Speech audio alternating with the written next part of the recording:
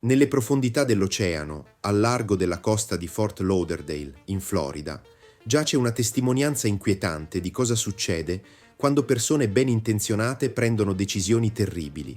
Tutto è iniziato come una grande visione per riciclare pneumatici usati e creare una barriera corallina artificiale in grado di attirare nuova vita marina. Ma, dopo aver scaricato oltre 2 milioni di pneumatici nell'oceano, la barriera corallina artificiale si trasformò presto in un incubo ecologico. Già negli anni 60, le barriere coralline artificiali stavano guadagnando popolarità in tutto il mondo.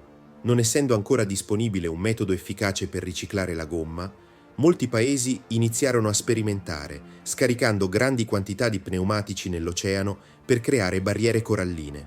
Il concetto dell'Osborne Tire Reef prese forma negli anni 70, emergendo come una proposta per affrontare la crescente crisi dei rifiuti in discarica. L'idea fu concepita da ambientalisti e imprenditori, convinti che avrebbe funzionato come un santuario per gli organismi marini. La loro visione era quella di creare un habitat che supportasse l'ecosistema sottomarino e attirasse subacquei e turisti, desiderosi di esplorarne le meraviglie. Si pensava che fosse una situazione vantaggiosa per tutti. Il piano mirava a gettare le basi per una rinnovata crescita dei coralli e, contemporaneamente, affrontare il problema dei rifiuti di pneumatici. L'intenzione dietro la barriera corallina era nobile e il progetto ottenne il sostegno delle autorità locali e delle organizzazioni ambientaliste. Ricevette persino finanziamenti governativi. Numerosi proprietari di barche si offrirono volontari per contribuire al progetto e la Goodyear Tire and Rubber Company partecipò fornendo attrezzature essenziali. Nel 1972 il primo lotto di pneumatici fu trasportato sul sito.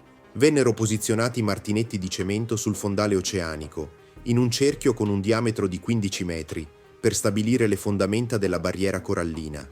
Gli pneumatici furono legati insieme e fissati con cavi e catene d'acciaio, formando strutture interconnesse pensate per imitare la complessità delle barriere coralline naturali.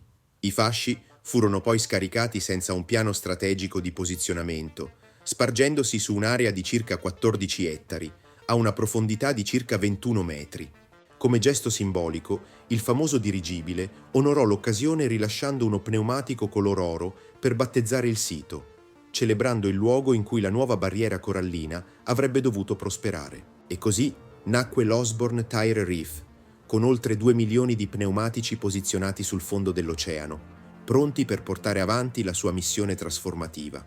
Tuttavia, entro gli anni '80, la cupa realtà di questo progetto sfortunato iniziò a manifestarsi.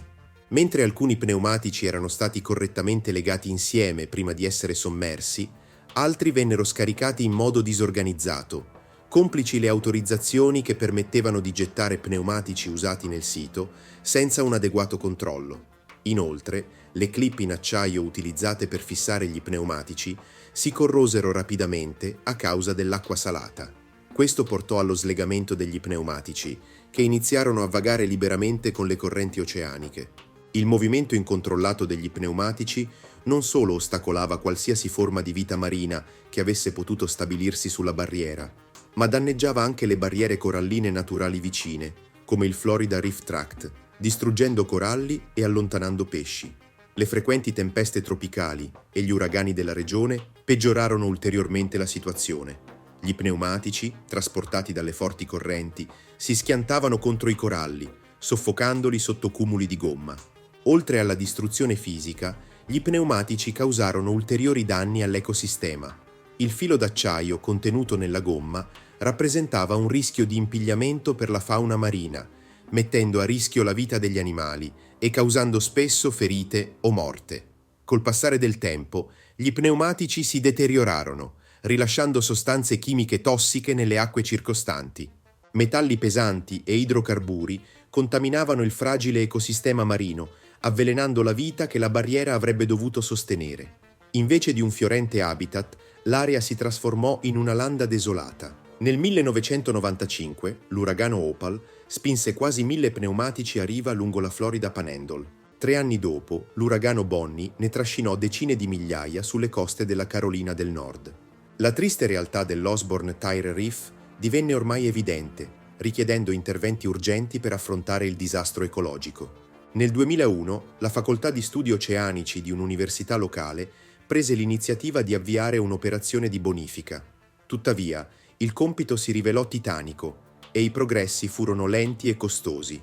Furono rimossi 1.700 pneumatici, al costo di ben $17 ciascuno, con una stima totale di bonifica di $30 milioni. Questa cifra scoraggiò ulteriori sforzi per anni. Nel 2007 la speranza si riaccese quando i funzionari chiesero assistenza all'esercito statunitense. Quell'estate, sommozzatori militari avviarono un'operazione di recupero, raccogliendo e sollevando pneumatici dal fondale oceanico. Gli pneumatici recuperati venivano trasportati in Georgia, dove venivano riciclati per essere utilizzati come combustibile per una cartiera.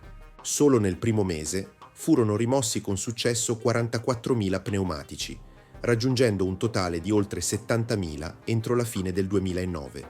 Nonostante questi sforzi, diverse centinaia di migliaia di pneumatici, sui 2 milioni originari, giacciono ancora nelle acque costiere della Florida.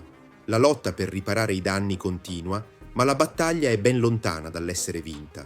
La contea di Broward ha intentato cause legali contro le parti coinvolte per i danni ambientali e i costi di bonifica, ma queste battaglie legali sono tuttora in corso.